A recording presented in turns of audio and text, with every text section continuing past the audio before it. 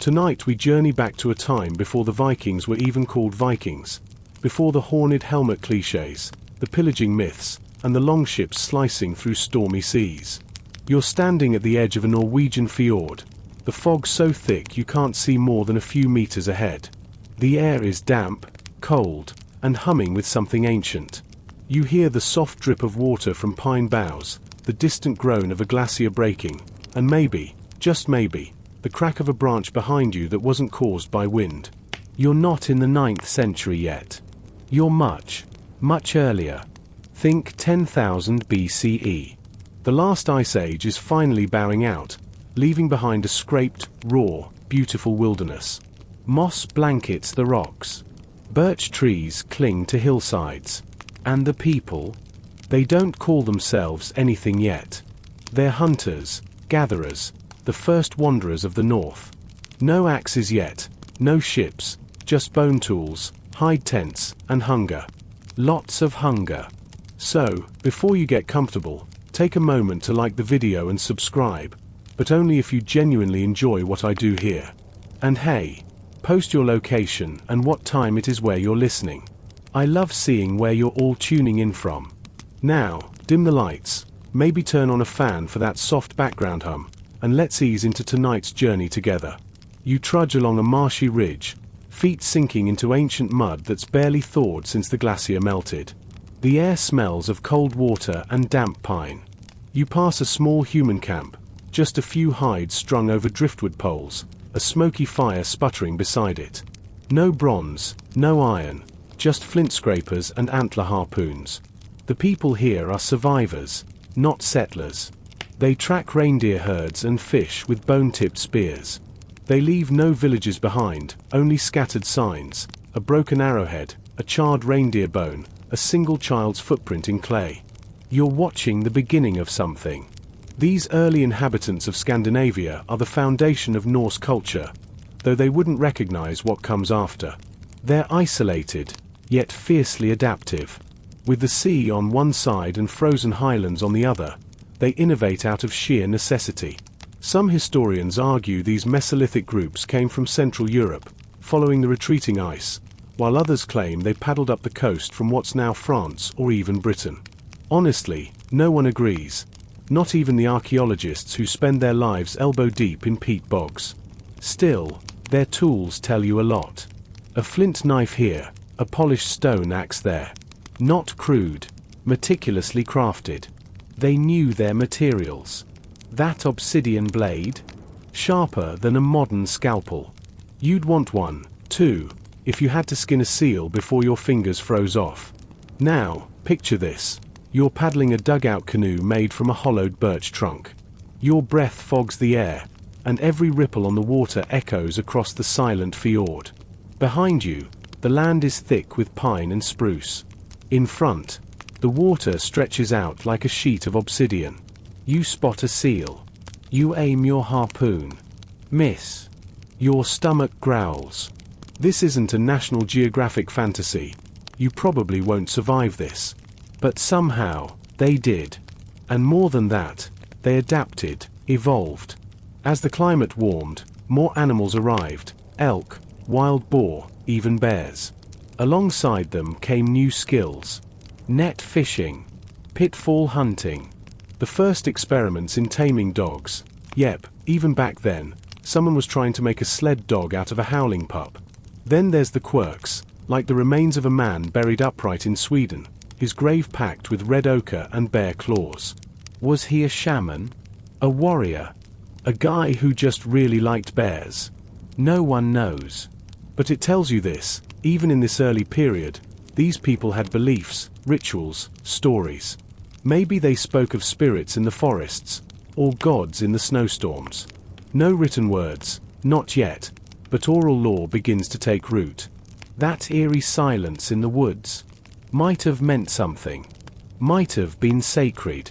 And now you hear it, a low hum on the wind. Not music, not speech. Something older. Something that feels remembered. Historians still argue whether these people saw themselves as a distinct group or just a collection of wandering families. There were no kingdoms yet. No kings. No borders. But what they did have was memory. Passed through generations, sung beside fires, etched into the way they shaped their tools and wore their hair. That's the earliest kind of history, not written in books, but in bone and habit. You slip along the edge of a high cliff where the wind is knife-sharp. Below, seals bark on the rocks, and gulls wheel overhead. A group of hunters waits behind boulders, spears in hand, faces painted with charcoal and grease. You feel the tension. The strategy. They don't speak much, just gestures, nods. Then a signal, and they spring. Spears fly. The cliff echoes with movement. Dinner tonight. This is how the first Norse spirit forms, not with war cries and iron blades, but with cunning, patience, and resilience. The same traits that will one day fuel longships and legends are already here, thousands of years before anyone hears the name Ragnar. And let's not skip the weird. In one swampy site, archaeologists found traces of what might have been fermented birch sap, an ancient sort of booze. So, yep, your Viking ancestors were already experimenting with getting a little wobbly, even if it tasted like tree bark and regret. Now the fog lifts slightly. You spot movement along a riverbank, another camp, another family. You wonder if they'll trade, or fight, or disappear into the trees. There's no central authority, just survival, skill, and the stories that shape what little identity these proto-Vikings carry. The fire crackles beside you. Somewhere in the darkness, an owl hoots, and a child hums an old melody her grandmother used to sing. That's how it all begins, not with empire or epic battles, but with quiet sounds in the dark. You settle into the soft earth, cloak drawn tight, and realize, this place feels like the edge of the world. And yet it's the beginning of one that will echo across continents. You wake to frost on your eyelashes, and the fire has burned low. Somewhere nearby, a raven calls, 3 sharp croaks, like a riddle you're not meant to solve. You sit up slowly, bones stiff from the cold, and glance around. The camp is stirring. A woman ties sinew cords around a bundle of smoked fish. A boy sharpens a flint blade with more focus than you've used all year. Welcome to the next chapter, where bloodlines, birch bark, and bones begin to shape something faintly resembling a society. The Ice Age is truly over now. Forests have crept north, reclaiming what was once glacier and permafrost. These aren't open plains anymore. They're tangled, shadowy woods. You hear the crunch of reindeer hooves on pine needles, the soft slap of leather moccasins through moss. People aren't just surviving here, they're adapting, organizing. The first thing you notice is how tight the groups are. Blood comes first. These early tribes are bound by kinship, not kingship. You're expected to know everyone's grandmother's second cousin, and the punishment for forgetting someone's uncle might be losing your share of dried elk. Everything runs on memory, obligation, and trust, and if someone breaks it, well, the tribe gets smaller. Around you are clues to a slowly forming culture. Birch bark is used for everything: baskets, torches, even baby slings. Bones aren't just tools anymore, they're ornaments. A girl braids her hair with carved fish vertebrae. A hunter wears a necklace made from bear teeth, probably more about looking cool than practical value, although who's to say a bear tooth doesn't make you braver? Historians agree that during this time, around 6000 to 4000 BCE, Scandinavian tribes develop a distinct rhythm. Seasonal movement becomes routine. In spring, they fish the rivers. In summer, they follow migrating game. Autumn is for gathering, drying, storing. Winter is for telling stories, fixing tools, and not freezing to death. You follow a group heading to a summer hunting ground.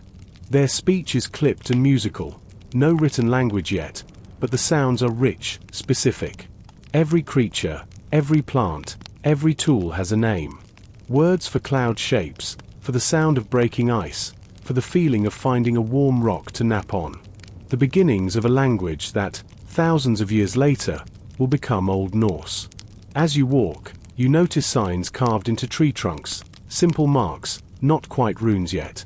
They might be warnings, or route markers, or love notes from someone too shy to say it out loud. One symbol looks suspiciously like a moose wearing a hat. No explanation. Moving on. Now you come to a riverside where a ceremony is underway. A body lies on a woven mat, an elder, judging by the worn leather cloak and the wolf pelt wrapped around him. Family gathers.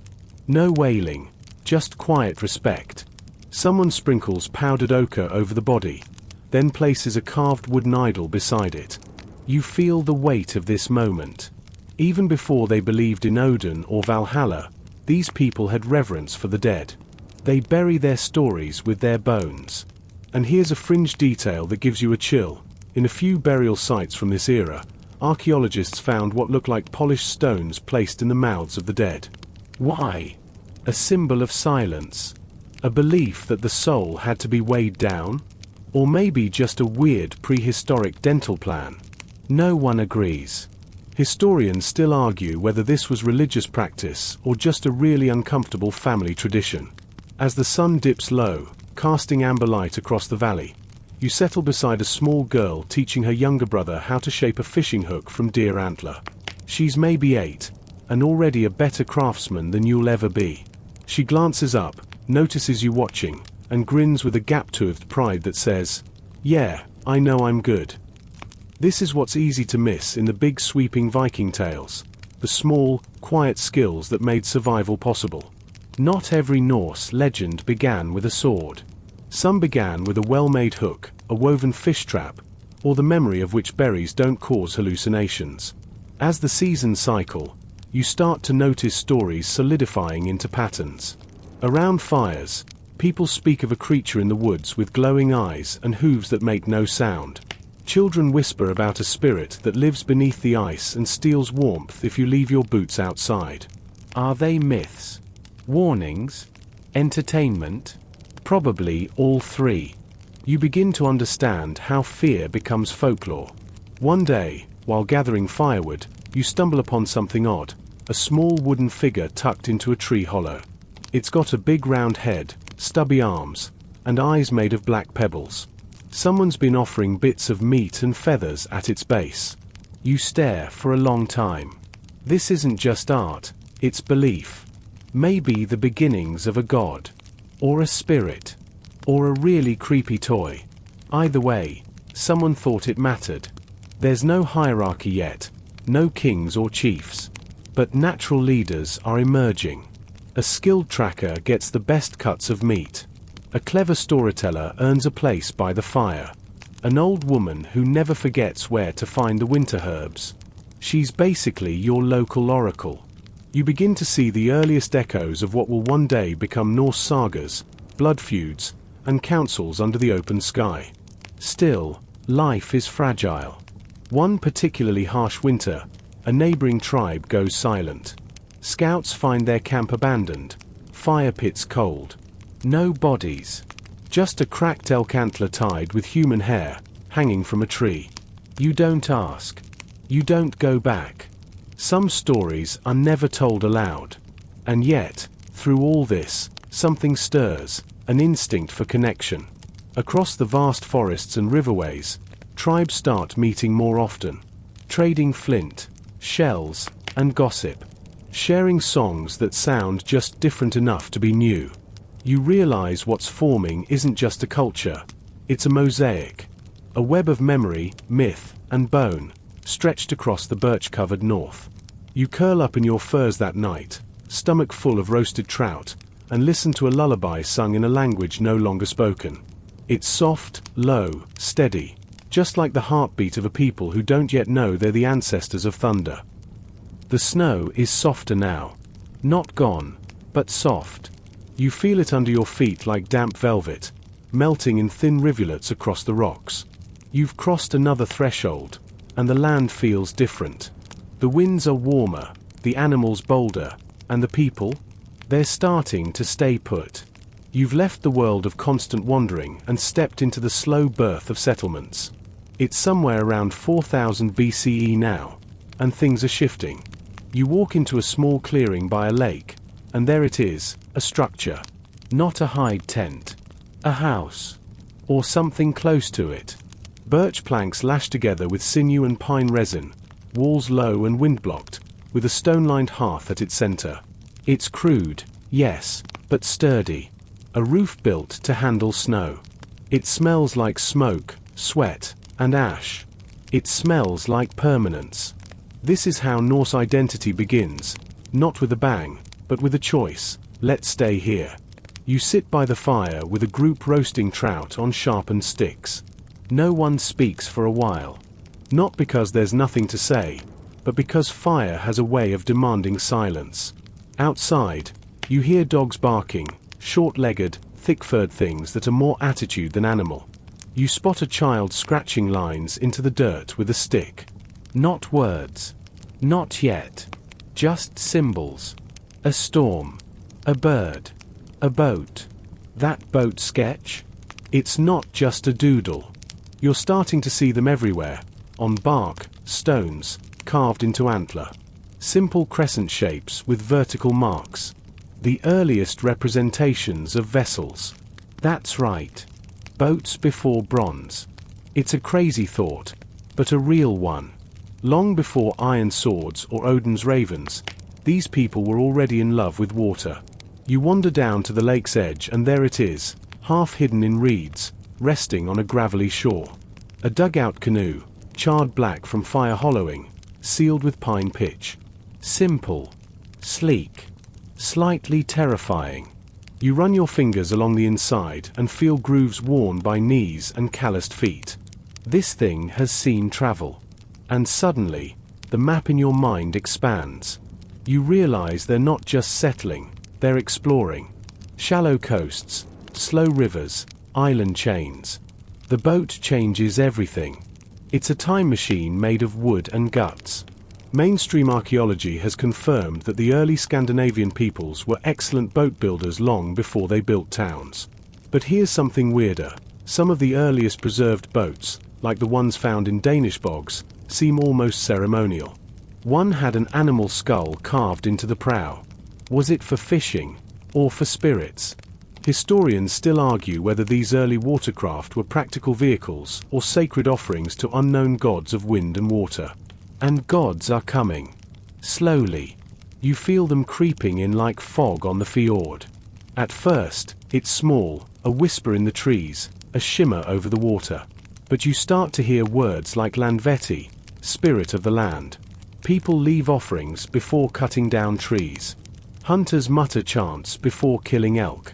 The forest isn't just wood and shadow. It's alive. The sea isn't just wet. It watches. This, right here, is pre-mythology. The roots before the roots. You sit beside a fisherman mending his net with hands calloused from decades of knots. He tells you, in a gravelly voice, that there's a creature in the lake. Smooth like a seal, big as a house, eyes like moonlight. He's never seen it, but he leaves herring on the shore just in case. You nod, because honestly, you've seen weirder. Now step back, just a bit.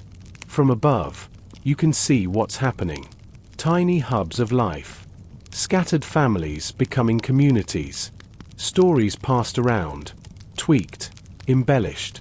A cousin in the east has a bigger boat. A neighbor in the north grows a strange crop. Barley, maybe. The land is still harsh, but less lonely.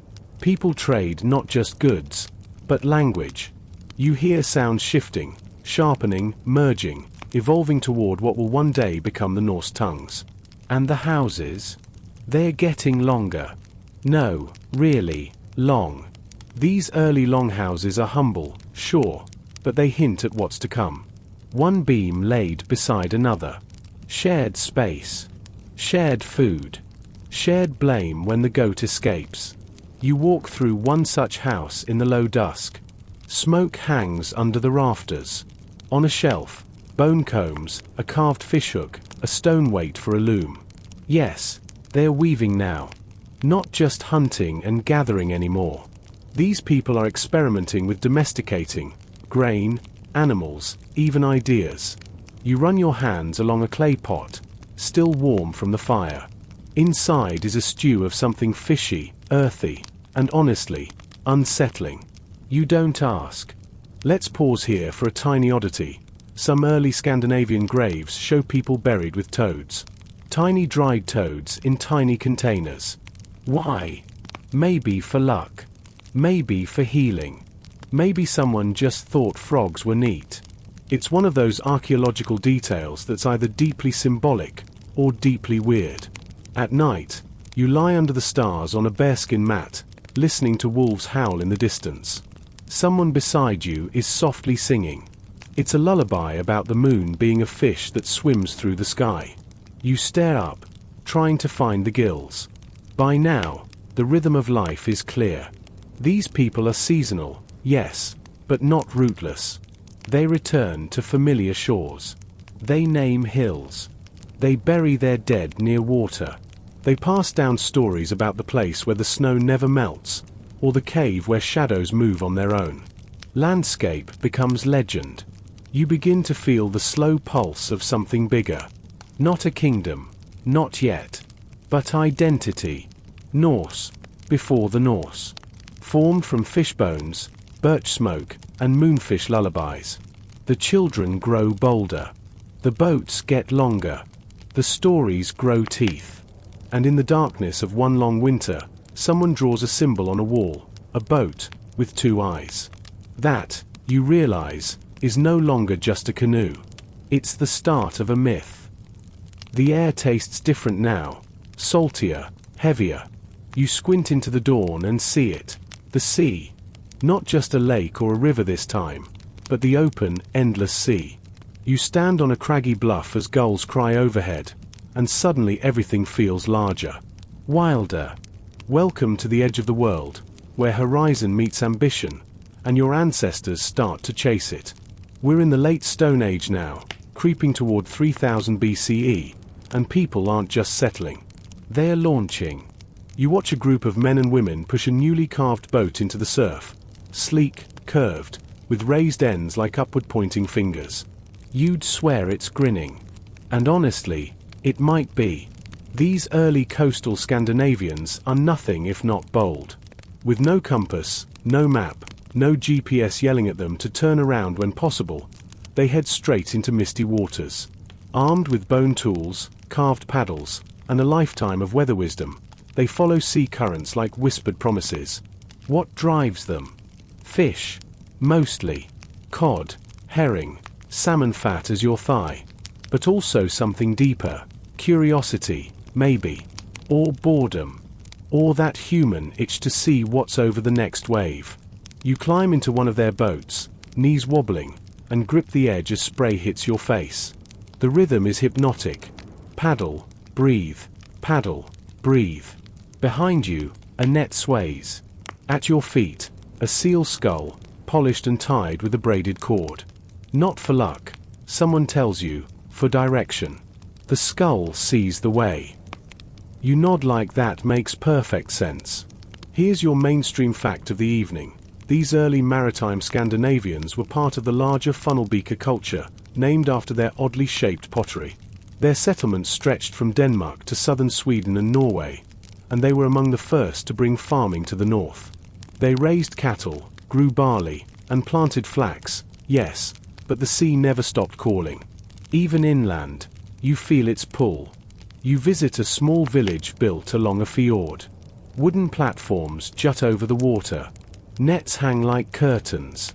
Children chase each other with fish tails tied to sticks. You can't help but laugh. But then someone shows you the stones. You're led to a clearing near the shore where massive boulders stand upright, placed in odd, deliberate shapes. Circles. Lines. Spirals. Some are carved with deep grooves, early rock art, depicting boats, animals, the sun. These aren't gravestones. They are stories. Maps. Prayers etched in stone. One figure haunts you, a long boat with multiple paddlers, beneath a round sun and an arched line that might be a rainbow, or a serpent. Historians still argue whether these carvings reflect spiritual journeys or literal voyages. You sit beside one and trace the shape with your fingertip, feeling the groove left by someone's hand thousands of years ago. You whisper, "Where were you trying to go?" Not all questions get answers. Some just echo. There's another moment worth your attention. You're standing near the fire, listening to an elder talk about a land where the sea freezes upward. You assume it's a mistranslation, until you hear others mention it too. A place where the waves hang like teeth, and the wind bites through skin. Greenland? Iceland? Something else entirely? Maybe it's legend. Or maybe it's early memory of lands glimpsed and lost. The tribes along the coasts begin trading more frequently. You see amber from the Baltic, flint from Denmark, shells from who knows where. And with trade comes something slippery. Status. One man in the village wears a cape dyed deep red, made from imported ochre and crushed insects. His house is larger. His words are listened to. You feel the first seeds of hierarchy pressing up through the sand. There's a fringe theory that some of these early leaders weren't just the strongest or the richest, but the best at stories. That's right. The early power players might have been part chieftain, part bard, half warlord, half bedtime narrator. You like to think of one striding into a longhouse, tossing fish bones onto the floor like dice, and declaring, "The sea spoke to me in dreams. It wants tribute." You sleep that night in a hut that sways slightly in the wind. It smells like salt, smoked eel, and damp wool. A dog curls beside you, tail flicking. In your half-dreams, you see a ship with a sail made of stars, drifting above the clouds. Come morning, you help prepare a net. It's harder than it looks. Your fingers fumble. An old woman grunts and takes over, muttering something about soft thumbs. You let her. She's faster anyway. Later, you walk with her to a headland where birds wheel over the cliffs. She points out a rock shaped like a giant's nose, a tide pool that never dries, and a section of beach where the sand hums when you step just right. She tells you these are places where the sea spirits live. You ask her what they want. She shrugs. They want what the sea always wants, she says. Everything. There's a pause in the weather, a stillness you feel in your chest. Everyone moves slower. Nets are checked, boats pulled higher, oars tied down. Something's coming. That night, a storm slams the coast. You huddle in a longhouse with 20 others, listening to the wind howl like it's trying to speak. Lightning splits the sky. Thunder rolls over the sea like a drumbeat of giants. You cling to your blanket and remind yourself you're only dreaming. Mostly. When morning comes, a boat is missing. Not wrecked. Gone. No one says it, but you see the fear in their eyes. Someone draws a serpent in the sand and circles it 3 times. You learn something important here. Before there were gods with names, there were forces with moods. The sea could love you. Or leave you. When the boat returns 3 days later, half its crew gone and the other half silent, you don't ask. You simply listen as one survivor whispers to the elder, "It's still out there." No one asks what it is. They all seem to know. From here, the changes are rapid. You see the beginnings of sails. Nothing grand, just animal hide lashed to poles, but enough to catch the wind. The paddles become rudders. The boats grow ribs, planks sewn together with rawhide and pitch. They aren't just tools anymore. They are statements. Stories carved in oak. You sit at the water's edge one last time, the surf brushing your toes, and watch a young boy carve a boat into a piece of driftwood. He blows on it gently, sets it adrift, and whispers, "Find the sky edge." You watch it bob, dip, and vanish into mist. The sea, once barrier, is now beginning. You wake to the sound of clinking stone and rhythmic thumps, the soundtrack of a people evolving. The air smells different again, earthier, like something deep underground is being coaxed to the surface. You're not in the Stone Age anymore. You've slipped quietly into the Bronze Age, around 2000 BCE, and while things still look rustic, there's a shimmer under the surface. Literally.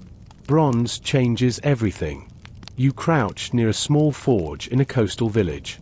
Smoke curls upward from a pit lined with clay, where a teen boy fans the coals with a kind of bored expertise.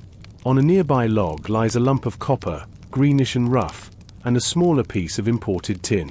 When mixed and smelted, they'll produce bronze, a metal harder than stone and prettier than anything these folks have ever seen. Someone hands you a blade no bigger than your palm, its edges newly cooled and gleaming. It feels light but dangerous, like a secret. Now here's the mainstream history bite. Scandinavia didn't produce much of its own copper or tin, which means early Norse communities had to trade for it, likely with Central European cultures through long overland and coastal routes. That means long before Viking raids or dragon-headed ships, your ancestors were already networkers, sailing, bartering, and hauling goods across vast distances just to get their hands on that shiny, prestige-enhancing metal. And oh, prestige matters now. You notice the longhouses are bigger, more intricate. The walls are etched with carvings, sun spirals, boats, humanoid figures with exaggerated eyes and limbs. One local elder explains that bronze doesn't just make tools. It makes status. The man with a bronze sword is no mere fisherman. He's a chieftain. Maybe even something holier. There's a ceremony tonight.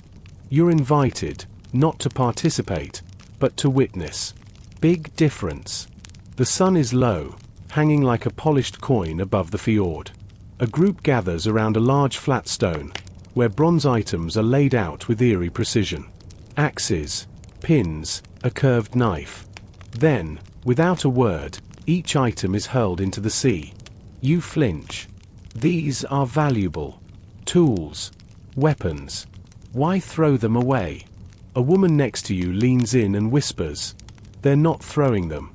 They're giving them back.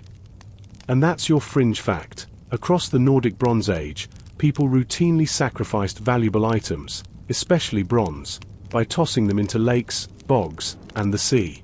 Was it tribute to gods? Spirits? A transaction with the unknown?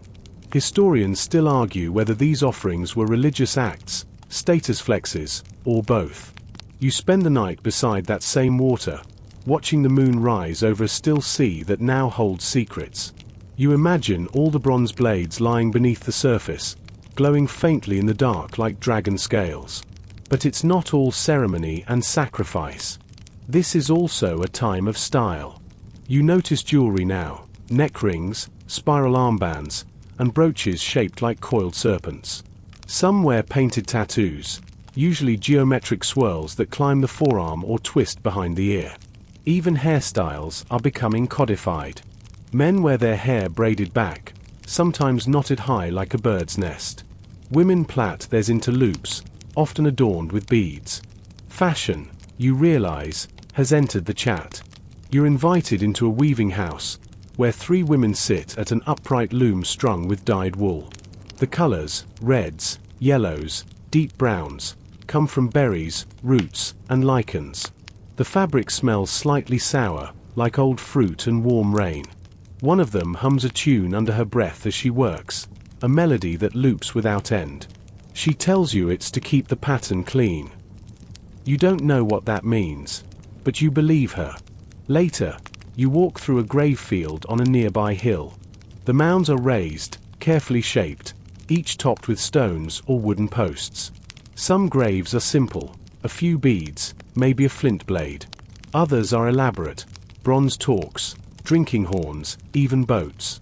Not full size, but symbolic ones, carved and placed at the feet of the dead. Boats again. Always boats. You kneel at one of the mounds and trace the grooves in a stone marker shaped vaguely like a sail. A man buried here once crossed the sea, someone tells you. He didn't just sail, he returned. That's rare enough to carve in stone. And then comes the noise. Drums. Not loud, but persistent. You follow the sound to a small glen where dancers circle a fire, faces painted with ash and ochre. They wear horned headpieces and sun discs strapped to their backs.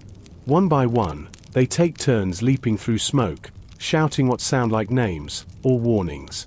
You feel something in your spine tighten.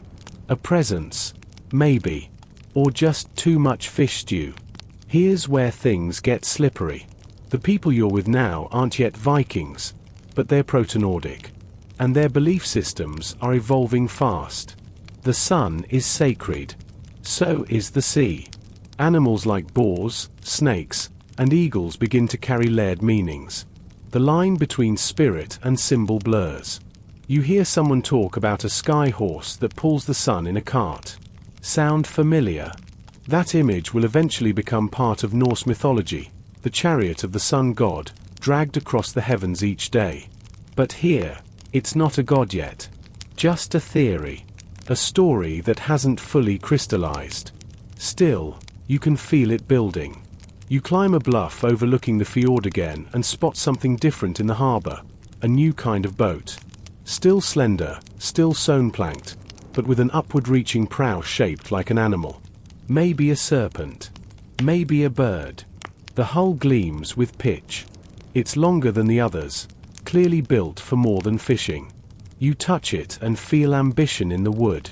Soon after, you attend a gathering, maybe a trade meet, maybe something more sacred. Dozens of boats converge on a sheltered bay. Fires flicker. Meat roasts on open spits. People exchange amber, hides, salt, metal, even ideas. You overhear someone telling a story about a man who sailed so far west he found a sea of ice that sings. Another man laughs and says the ice told him its name. The stories contradict, but no one seems to care. There's a phrase you overhear in one dialect you don't quite understand, but someone translates it for you. To know the sea is to borrow power. And that about sums up the mood here. This isn't just the Bronze Age. This is the age of potential. The old ways still cling, rituals, spirits, toad charms buried with the dead, but something sharper is coming. Stronger. Hungrier. You lie in the grass that night staring at the stars, and one of them seems to blink. Not twinkle. Blink. You wonder if it's a ship sailing the night sky. Maybe it's coming back. Maybe it's never left. A breeze blows across your face, smelling of salt and pine smoke. You roll onto your side and smile into the dark. The first real raiders haven't arrived yet. But the boats are ready. Morning mist curls around your ankles like a curious cat. You step quietly through dew-drenched grass, listening to the muted clatter of hooves in the distance and the far-off echo of something new. Metal on metal. Not just a smith hammering tools anymore, but blades, clashing. Shields. Tested. You're entering the Nordic Bronze Age's later chapters, around 1000 BCE, and something in the air has shifted. You can feel it in your bones. War drums haven't started, not yet, but they're tuning up. The settlements are growing larger. The people, more organized. You walk through a bustling longhouse village, dodging goats and toddlers and a man rolling a heavy cart of salt-dried fish. The layout is different now. Homes built in rings around a central hall. A place for feasting. For judgments. For strategy. Inside one such hall, firelight flickers across bronze helmets hanging from thick wooden posts. Helmets. Not many, but enough to tell you the stakes are changing. These aren't for hunting elk. They're for facing other people. Here's your mainstream nugget. Archaeologists have found actual warrior graves from this period. Bodies buried with bronze swords, spears, and ceremonial shields. Some even include wagons, suggesting the dead were considered powerful enough to roll into the next world with wheels beneath them. These aren't casual farmers who happened to carry weapons. These are elite warriors, prototypes of what the Viking Age will refine into full-blown terror on oars. You're invited to a training circle, which sounds friendlier than it is. Young men, some barely older than boys, spar with wooden sticks while elders shout corrections. You catch a few words. Grip, balance, not the nose again. A girl around 14 whips a boy twice her size across the knee and grins when he topples. No one laughs. They nod. Respect. That's when you notice the shields. Round, made from layered birch or pine, often painted. Not just red or black, but with sigils, spirals, sunbursts, stylized animals. One even has a boar with wings. You ask what it means. The owner shrugs and says, "Boars don't lose, even when they die." A little dark. A little brilliant. You walk with one of the elders later. He's tall, silver-haired, with eyes that seem to know the weather before it arrives. He tells you the violence is still mostly local, tribal disputes, trade route scuffles, revenge dramas. But things are changing. There's pressure from the south. Traders talk about rising kingdoms near the Alps. Bronze is scarcer. Tin routes are blocked more often. And iron is creeping into the conversation. You learn that, already, a few smiths are experimenting with the new metal. It's darker, rougher, more fickle to shape. But it's stronger, more durable, cheaper, too. You peer into a forge where an apprentice is working a piece of black-red ore. Sparks spit. The smell is sharp, bitter. The metal sings differently when struck. Your guide mutters, "Bronze is for chiefs. Iron is for war." Then he adds, almost like an afterthought, "But iron doesn't shine. People like shine." And here's your fringe fact. Some early Nordic warriors kept using bronze weapons even after iron became available. Perhaps not out of tradition, but because bronze gleamed in the sun. Theories suggest it had a psychological edge. If your enemy sees you gleaming like a fire god across the battlefield, maybe they hesitate. Just enough. That night, you attend a gathering that starts with feasting, roasted meat, cheese, flatbread baked on hot stones, and ends in story. They call it the long telling. One voice begins, the fire crackling as punctuation. It's a tale of a man who fought a sea serpent to win a star-shaped gem. Then his sister turned into a falcon. Then she swallowed the gem and became the moon. You lose the plot somewhere between the serpent and the falcon, but it doesn't matter. The telling is what counts. The rhythm. The conviction. The face is lit by orange flame, staring like it's all true. Maybe it is. Later, someone plays a stringed instrument. 2 notes only, over and over, but hauntingly lovely. You fall asleep to it, curled under a bearskin near the hearth. You dream of ships with wings. Come dawn, you're taken to a sacred site, this one inland, hidden deep in a pine forest. A stone circle, larger than you expect. Quiet. Heavy. In the center stands a single monolith, carved with sun wheels, boats, and dancing stick figures with upraised arms. Someone tells you this is where the sky touches the earth.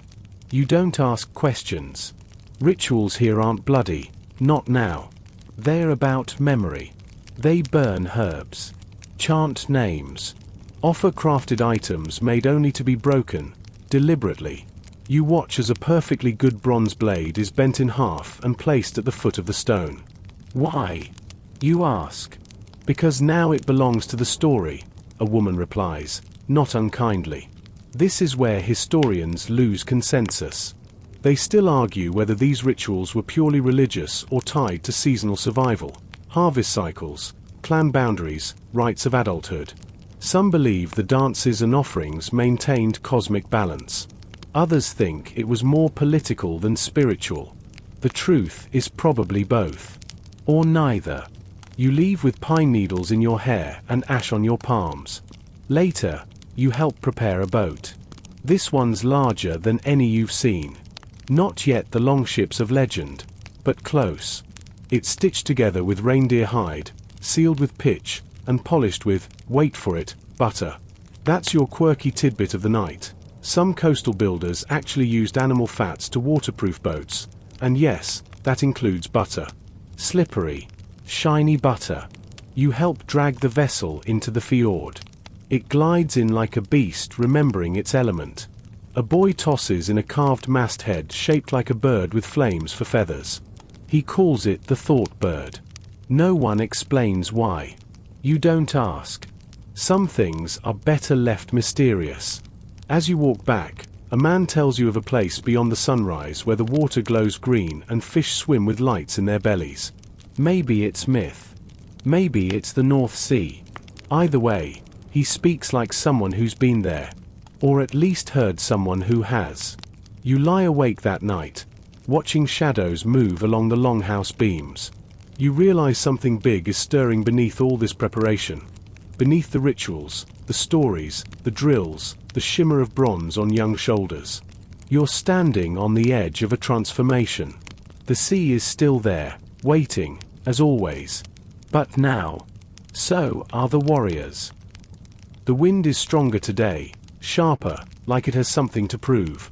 You brace against it, high on a granite ridge overlooking a valley stitched with rivers and scattered pine.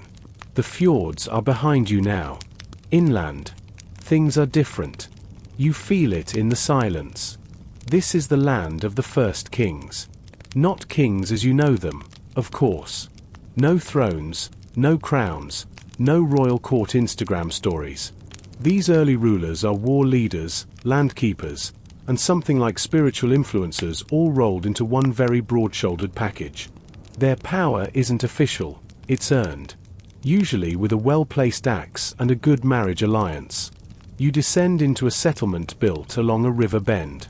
Unlike the scattered fishing camps you've seen before, this one has fences. Not just driftwood stockades, but proper log palisades, sharpened at the tips like 1,000 spears pointed at the sky. Inside, order.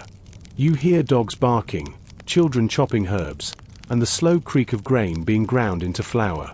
There's a thing happening here, not a thing like something cool, but a thing, as in a proto-parliament. People gather in a ring near the central hall. They stand, argue, vote with their feet. Disputes are settled by consensus, or by who can shout the longest without blinking. That's your mainstream moment for this stretch. Norse society had early forms of communal decision-making known as things. These assemblies, local, regional, and eventually national, were foundational to Viking political life. Even in this pre-literate time, the tradition of talking through power was already in motion. But here's the curious part. You notice one man isn't speaking at all. He just stands quietly behind the crowd, eyes scanning the faces. A few others keep glancing his way. You ask who he is. Skelmir, someone whispers. He doesn't need to shout. Everyone already knows what he wants. You're not sure if that's ominous or impressive. Later, you're invited into Skelmir's hall. It's dim, warm, thick with smoke and silence. Skelmir wears a cloak trimmed in wolf fur and a necklace of carved boar tusks. He doesn't smile, but he nods at you. That's enough. You're in. You sit by the hearth while food is passed. Smoked reindeer, sour berries, bread baked flat with crushed juniper. You learn that Skelmir's family has ruled this valley for 3 generations. His great-grandfather took it from a rival clan after a drought led to a battle over a spring. His grandfather expanded it through marriage. He wed 4 women from 4 valleys, 1 per cardinal direction. Very practical. Very political. And now, Skelmir's eyeing the coast. He explains, in a tone like discussing the weather, that holding both inland grain fields and coastal ports is the key to survival. The sea brings trade. The land brings food.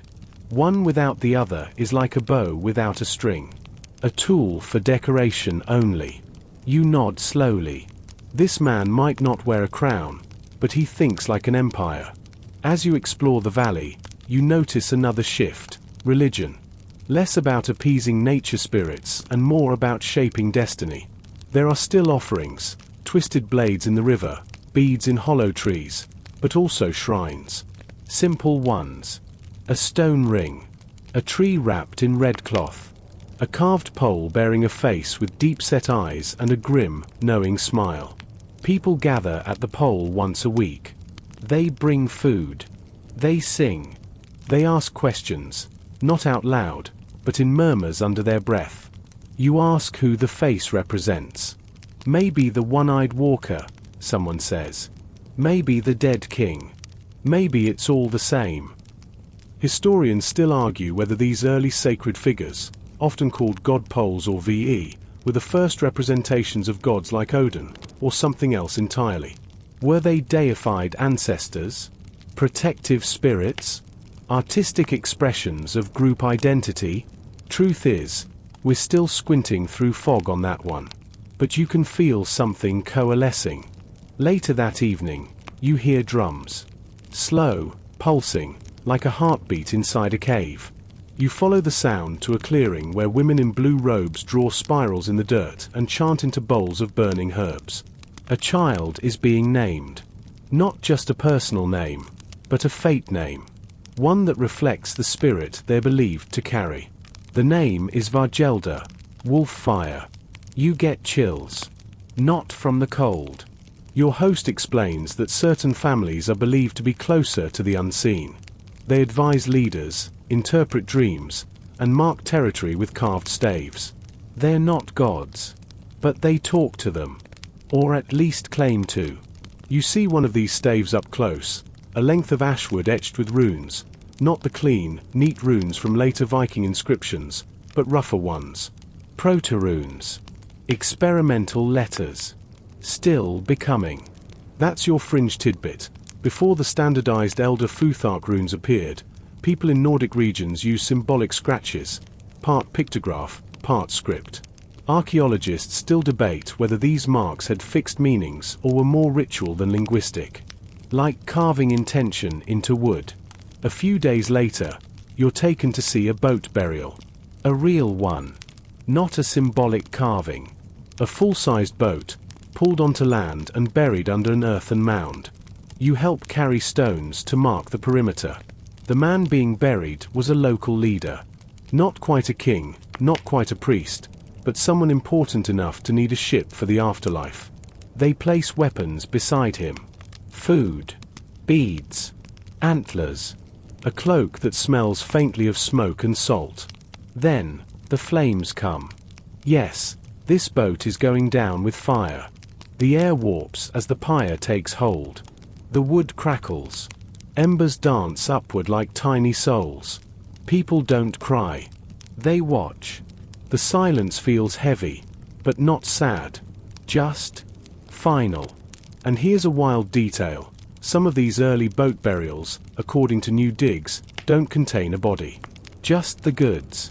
Historians still argue whether these were cenotaphs, memorials to lost at sea souls, or offerings meant to send tools across realms. Either way, the idea is clear. Boats don't just carry cargo. They carry stories.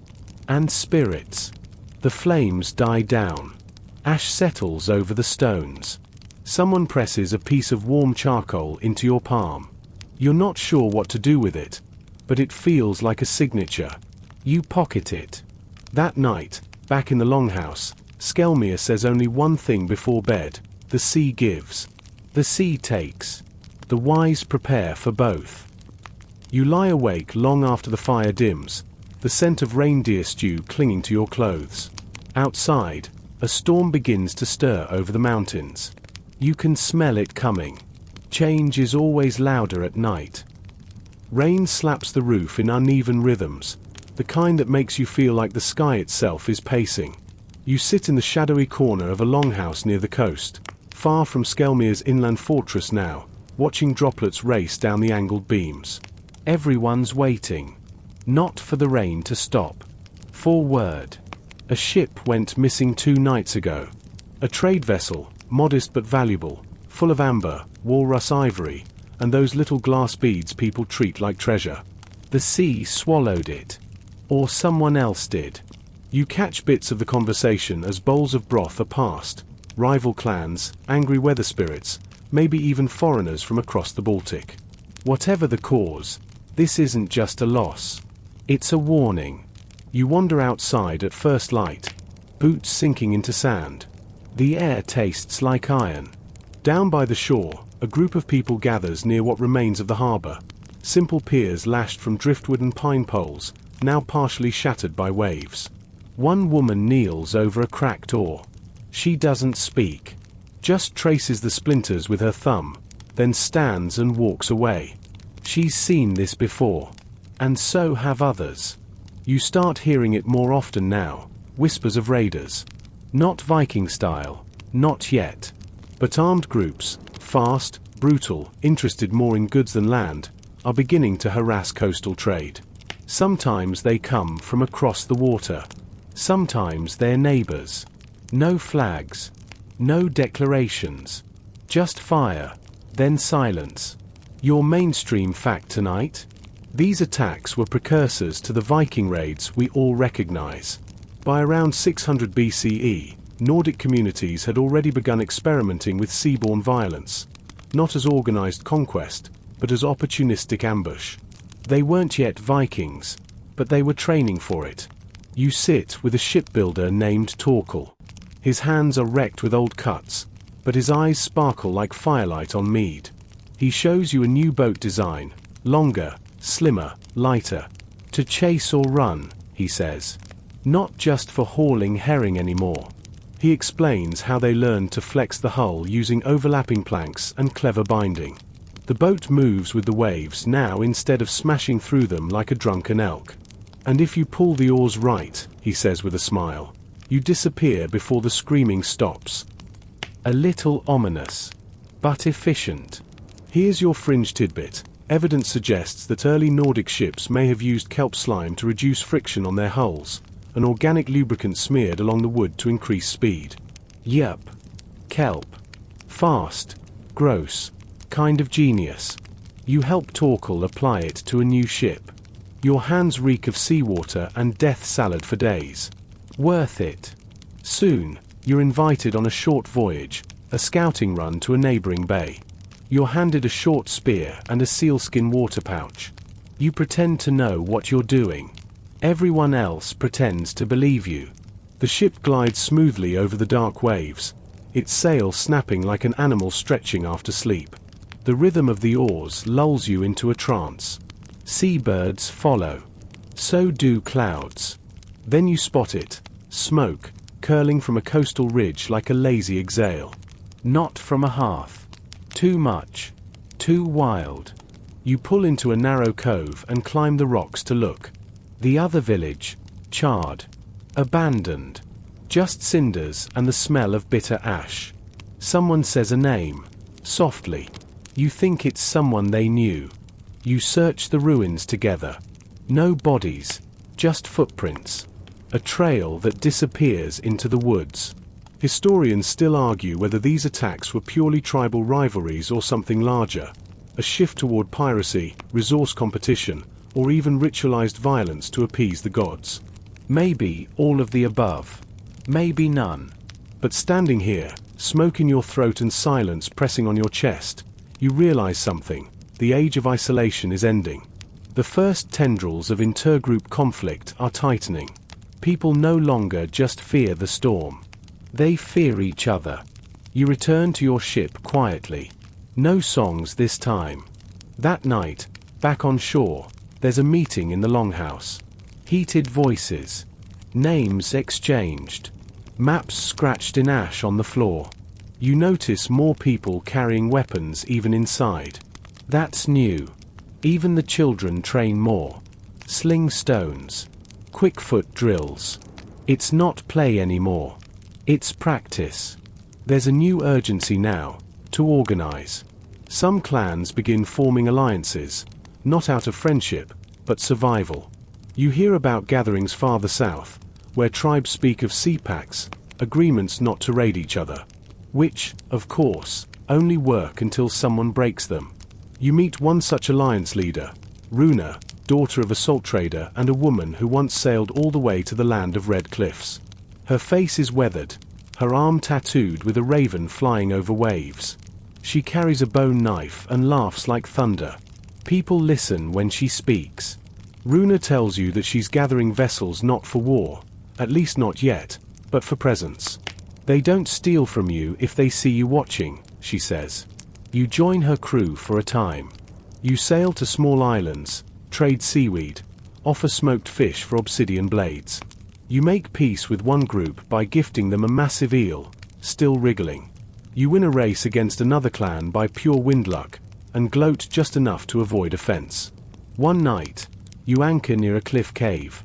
Inside, by torchlight, Runa shows you wall carvings, ancient ships, drawn with wide sails and strange serpent heads. They knew how to move fast, she says. Maybe they taught us. Or maybe they were us, before we forgot.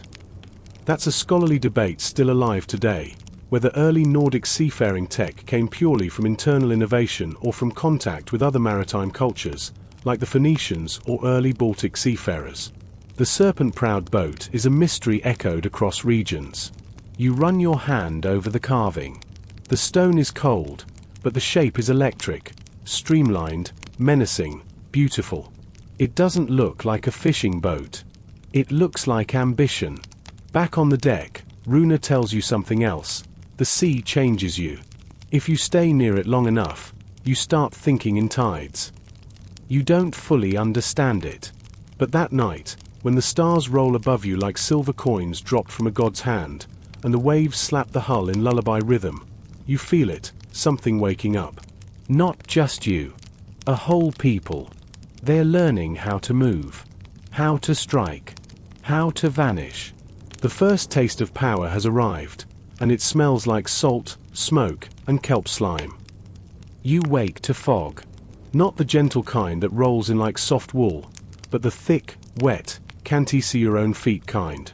Your breath leaves plumes in the air as you fumble toward the ship. Around you, the harbor's gone silent. No gulls, no chatter, just the creak of boats shifting gently in their moorings. There's a reason for the hush. Today is the arrival of them. You hear it before you see anything. Drums, low and steady, like distant thunder or the heartbeat of something very large and very old. Then the shapes begin to emerge. Sails. Big ones. Deep red, rimmed in dark patterns. You blink hard. Is that a wolf stitched into the canvas? A fleet. Not enormous, but enough to send pulses racing. These aren't traders. Their ships are leaner, sleeker, faster. You recognize some faces, familiar from coastal talks and earlier sea packs, but the tone is different now. These warriors aren't here to visit. They're here to demonstrate. You learn quickly, this is a prestige raid. No, not a real raid, at least, not yet. But a kind of performance. A way to say, look what we could do. They arrive with weapons gleaming and banners fluttering, then dock with exaggerated calm. A show of restraint. Power by implication. You sit with their leader that evening, a young man named Orin. He's not the strongest in the room, but everyone listens when he speaks. He explains that showing up in force, but not attacking, is sometimes more useful than burning a village down. You get respect and dinner, he jokes, gesturing to the stew in his bowl. That's your mainstream anchor here. Before the iconic Viking raids of the 8th century, there were acts of maritime intimidation, prestige landings that asserted dominance without outright violence. A kind of early geopolitics, Viking style. Orin shows you a new weapon, the seeks, a short, single-edged blade with a carved bone handle. Not for war, he says. For messages. You nod, pretending to understand. Later, you realize he meant messages like don't mess with us. But there's more to this than flexing. You watch as Orin's crew mingles with your hosts. They trade, drink, tell stories of the Whale Road and the smokelands far to the south. One man claims to have seen temples covered in gold leaf. Another swears he met a woman who could speak to eagles. These stories aren't just bragging, they're recruitment. And it works. By morning, 2 young men from your harbor have vanished. Sailed off with Orin's crew in search of something. Adventure, riches, a way out of goat herding. Who can blame them? You're struck by the tone of it all. This isn't fear. It's fascination. These raiders are becoming legends. Not outlaws, but celebrities. Kids carve ships into tree trunks. Women weave sea serpent motifs into cloaks. Even your breakfast porridge starts tasting vaguely heroic.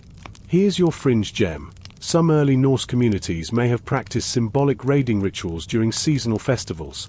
Mock attacks, staged battles, and stylized loot redistribution. Sort of a community drama meets low-stakes pillaging.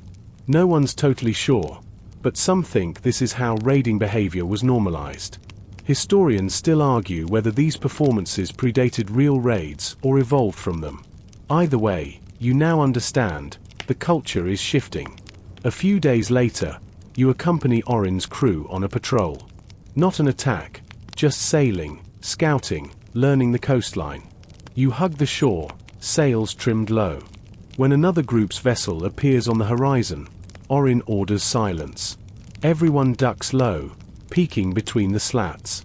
It's tense, but weirdly thrilling. They pass. No skirmish. Not today. But the adrenaline lingers. That night, you ask Orin how he picks targets. He shrugs. It's not about who has the most. It's about who'll break first. Charming. But also telling. This isn't random anymore. It's calculated. Political. Strategic. Back on land, preparations grow bolder. Smiths now craft not just tools and fishing gear, but armor. Real armor, sewn leather studded with iron rings. Shields get painted, personalized, turned into symbols. Some have animals, others spirals or half faces split with red paint. You start to see training rings, young men sparring with wooden swords, older ones teaching stance and breath control. Someone introduces you to the bowstone, a slab near the harbor where each warrior must declare their intention before sailing. Not just for honor, but accountability. You watch one man say, "I will return with silver or not at all." He presses his palm to the stone. Everyone claps once. You don't step up.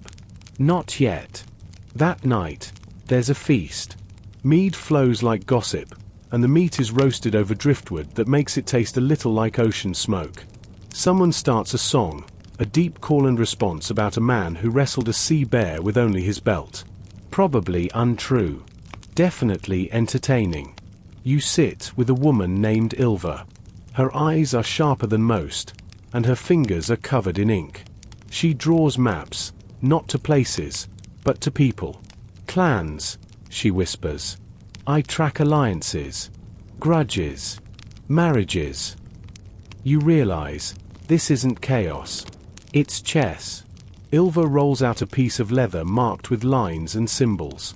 She explains which villages have fragile leadership, which are flush with trade goods, which just buried their last warrior chief and are vulnerable. We don't attack blindly, she says. We pick. It's chilling, but also kind of brilliant. You sleep by the hearth that night, dreams thick with ships and shadows. Outside, another vessel arrives. Quietly. No drums this time. Just the soft thud of boots on wet sand. You rise to see who it is. A small crew. New faces. Darker skin. Curved blades. They don't speak your tongue, but they hand over a carved box wrapped in seal leather. Orin takes it without question. Inside, spices. Ones you've never smelled before.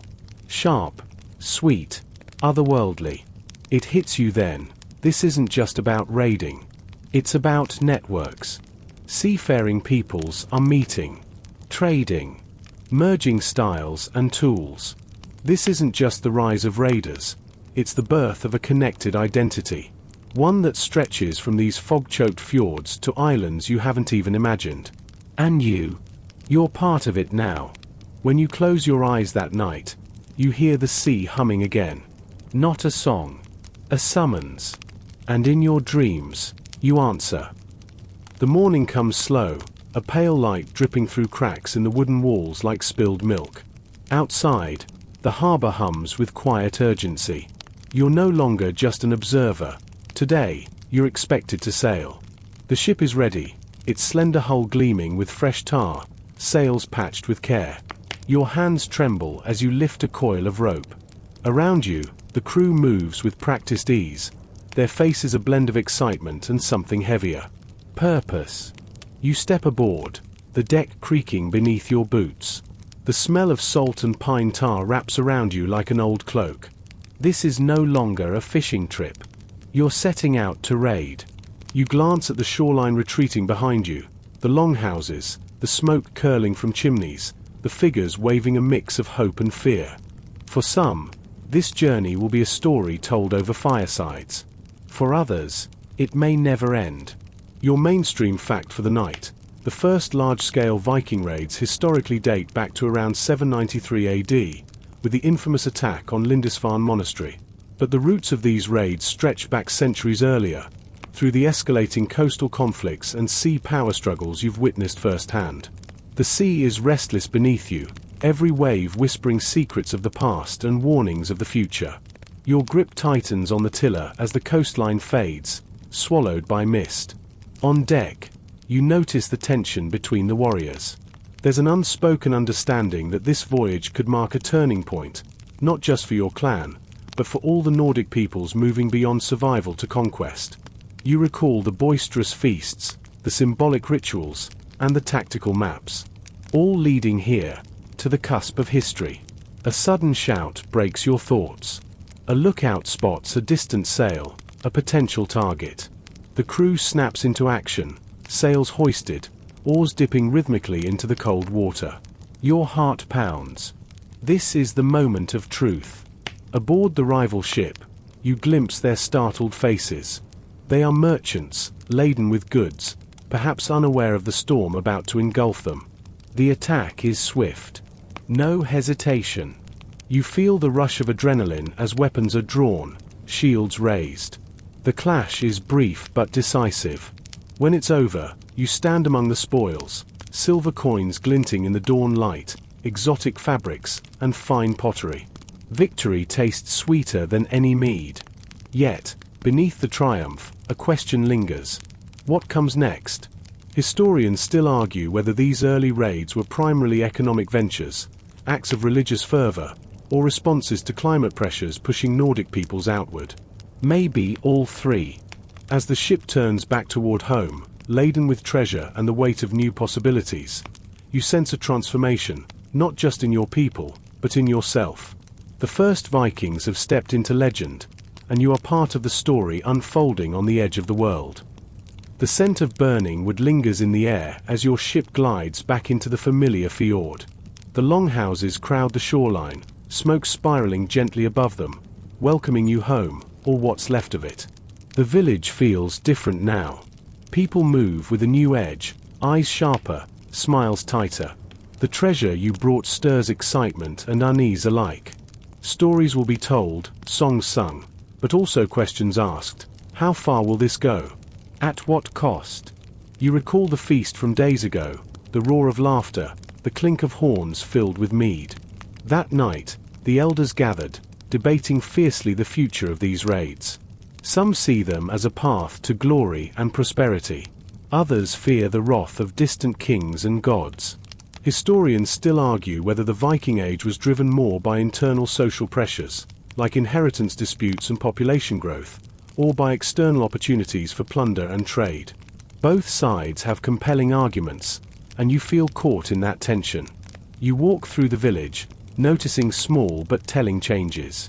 Children play with wooden swords. Women craft finer clothes dyed with rich colors from faraway lands. The air hums with a restless energy, as if the community itself is holding its breath. A visiting skald, a storyteller poet, arrives and offers to sing your tale. His verses weave magic and memory, blurring lines between history and myth. You listen as he recounts your raid with heroic flair, exaggerating your bravery and cunning. It feels strange, being immortalized even as you're still very much alive. On the edge of the gathering, you meet Einar, a grizzled warrior whose scars tell stories you'll never hear. He speaks softly about the cost of glory, the friends lost, the villages burned, the families broken. The sea gives and takes, he says. She is no friend to the careless. That night, as the village sleeps, you walk to the shore alone. The water laps quietly against the rocks, reflecting the stars like scattered diamonds. You feel the weight of what you've done and what lies ahead. A light breeze carries the distant sound of drums, reminders that the world beyond these fjords is vast and full of challenges. You are no longer just a villager or a trader. You are a participant in a new age, one defined by exploration, conflict, and the restless call of the sea. And as you gaze out over the dark water, you realize that the journey has only just begun. Mist clings to the forest like a secret as you hike inland, away from the sea's endless pull. The longhouses shrink behind you, swallowed by towering pines and the faint hum of distant streams. Here, away from salt and spray, the land breathes a different kind of life. You tread carefully, boots sinking into moss and leaf litter. The air smells of earth and pine resin, sharp and clean. Somewhere nearby, a woodpecker drums a steady rhythm into a birch tree, like a heartbeat syncing with yours. You pause by a clearing where stones lie arranged in a rough circle, ancient, moss-covered, and still radiating something unspoken. This is a thingstead, a sacred site where your ancestors once held rituals, made offerings, and asked the gods for favor. You sit on a fallen log and listen. It's quiet here, except for the occasional whisper of wind and the soft crackle of twigs underfoot. You run your fingers over the stones, imagining the hands that placed them, the voices that prayed here. Mainstream fact: archaeological digs have revealed thousands of such sites scattered across Scandinavia, often linked to early Norse religious practices that predate the Viking Age. These places were centers of community, spirituality, and sometimes political power. But here's the quirky tidbit: some of these stone circles align with the sun's position during solstices, hinting that the Norse might have used them as ancient calendars, perhaps to time planting, harvesting, or festivals. Historians still argue whether these alignments were deliberate astronomical tools or happy coincidences. Your thoughts drift to the gods: Odin, with his one eye and raven companions; Thor, hammer in hand, protector of mankind; Freyja, goddess of love and war. Their stories echo through time, shaping the culture you live in now. Nearby, you spot a small fire pit with remnants of charred bones and wild herbs. The smell of smoke still lingers faintly. Someone has recently performed a ritual here, an offering for safe voyages or successful raids, perhaps. You pull out a small wooden amulet you carved yourself, a simple design of intertwined wolves. You touch it and feel a quiet connection, as if the past and present meet in this moment. Walking back toward the village, the sounds of daily life grow louder. Children's laughter, the clang of smiths' hammers, the distant call of seabirds. The sacred and the mundane entwined. You realize that beneath the stories of raiders and warriors lies a people deeply rooted in the land and their beliefs, complex, resilient, and ever-changing. The forest fades behind you as the salt air returns. The sea calls again, its tides pulling at your soul. You are part of this history, not just a raider or trader, but a keeper of stories, a link in an unbroken chain. And as night falls, you dream of gods and ancestors, of stone circles and sea serpents, and the endless dance between land and water. Dawn spills like melted gold over the fjord as you find yourself back at the harbor, the ships bobbing gently in the quiet water. The air is tinged with salt and pine smoke, a familiar scent that settles around you like a warm blanket. But today feels different, heavy with anticipation. You move among the crew as they prepare the longship for another journey. This time, not just a raid or a trading mission, but something more ambitious. Word has spread that beyond the horizon lies a new land, whispered about in hushed tones and grand tales, rich in resources, ripe for exploration. The mainstream fact: Norse sagas and historical evidence hint at early Viking voyages westward long before their famous expeditions to Iceland and Greenland. These initial scouting missions, often under the cover of fog and storm, laid the groundwork for what would become legendary explorations. But here's a quirky detail. Some scholars suggest that the Vikings might have carried tiny metal luck charms or talismans on these voyages, objects believed to influence the winds or protect against sea monsters. Whether superstition or early psychology, the charm was real to them. Historians still argue whether such artifacts had purely symbolic value or were used in practical navigation rituals. As the sails unfurl and catch the brisk morning wind, you feel a surge of excitement and dread. The sea is vast and unpredictable, a living entity with moods that can turn in an instant. The crew's chatter fades to focused silence, eyes scanning the horizon. You think back to the boasting rituals, the strategic maps, and the alliances formed and broken. This expedition is not just about discovery, it's about claiming a place in the unfolding Viking world. Hours turn into days. The endless blue stretches around you, broken only by gulls and the occasional glimpse of distant, shadowy shapes beneath the waves. Nights are cold, and you wrap yourself in a woolen cloak, the fabric rough but comforting.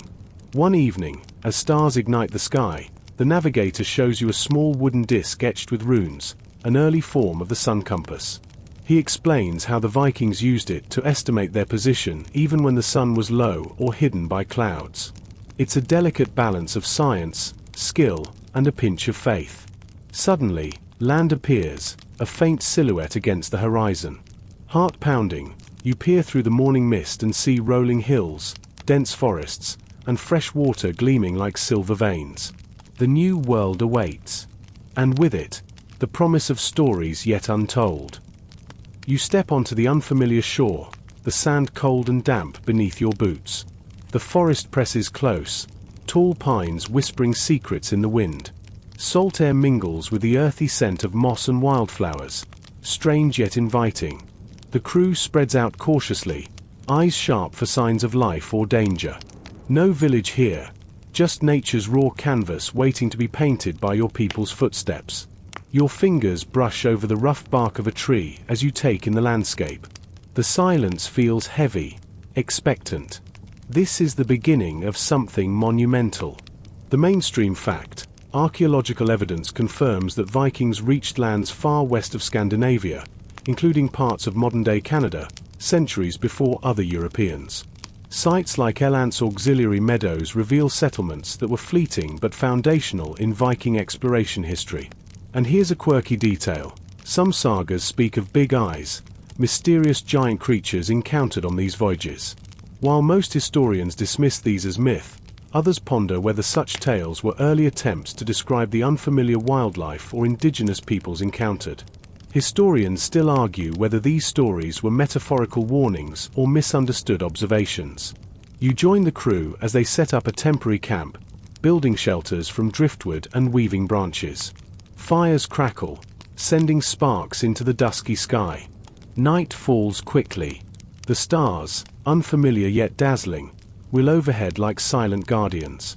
You find yourself beside a fire, listening to tales spun by the Scald, a blend of fact and fantasy that weaves together past and present.